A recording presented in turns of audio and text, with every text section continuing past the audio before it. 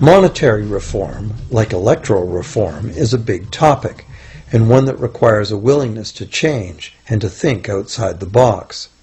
Monetary reform, again, like electoral reform, will not come easily, because the enormously powerful interests that benefit from the existing system will do their utmost to maintain their advantage. Now that we've seen that money is just an idea, and that in reality money can be whatever we make it, here's one very simple alternative monetary concept to consider. This model is based on systems that have worked in the past, in England and America, systems that were undermined and destroyed by the goldsmith bankers and their fractional reserve system.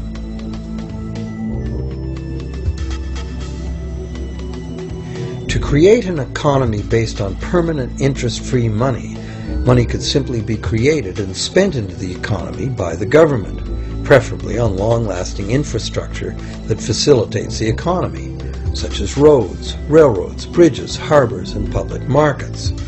This money would not be created as debt, it would be created as value, that value being in the form of whatever it was spent on. If this new money facilitated a proportional increase in trade requiring its use, it would cause no inflation whatsoever. If government spending did cause inflation, there would be two courses of action available. Inflation is equivalent in effect to a flat tax on money.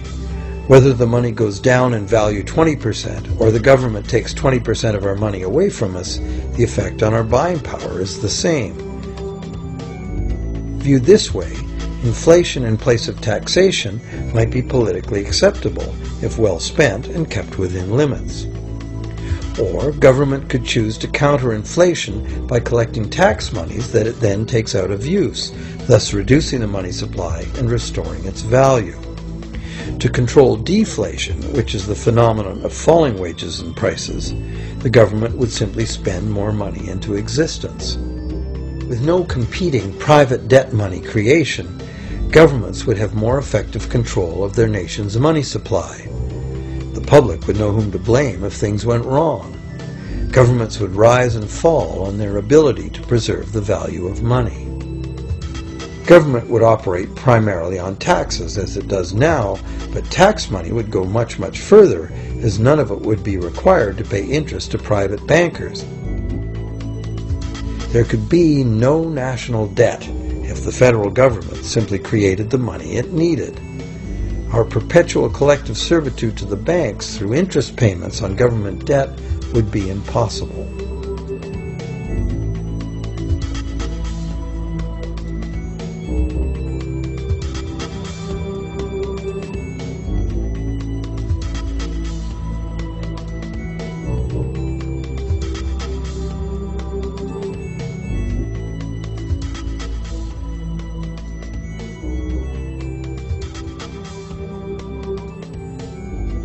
What we have been taught to believe is democracy and freedom has become in reality an ingenious and invisible form of economic dictatorship. As long as our entire society remains utterly dependent on bank credit for its supply of money, bankers will be in the position to make the decisions on who gets the money they need and who doesn't.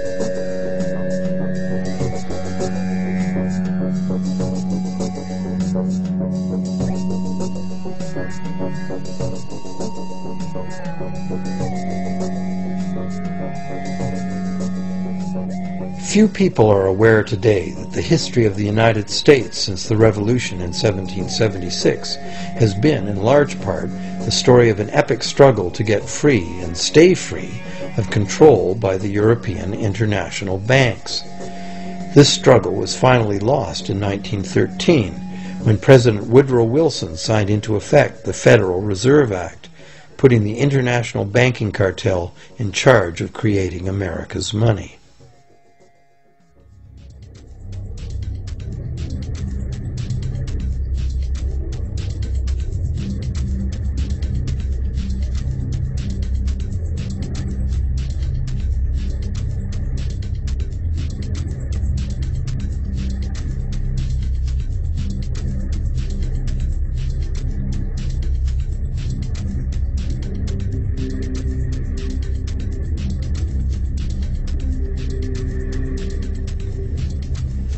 The power of this system is deeply ingrained.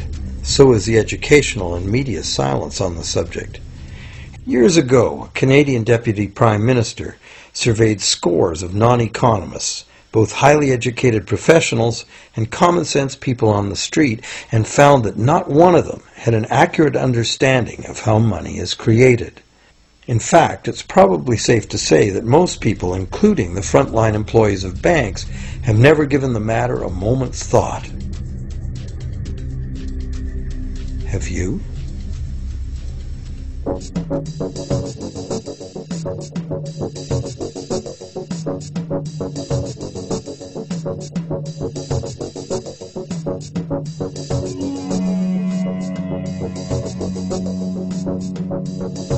The modern money-as-debt system was born a little over 300 years ago, when the first Bank of England was set up with a royal charter for fractional lending of gold receipts at a modest ratio of 2 to 1.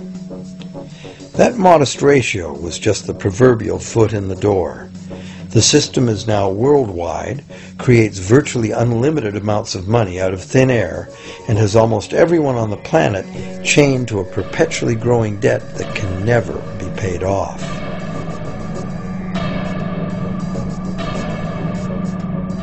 Could it have all happened by accident? Or is it a conspiracy? Obviously, something very big is at stake here.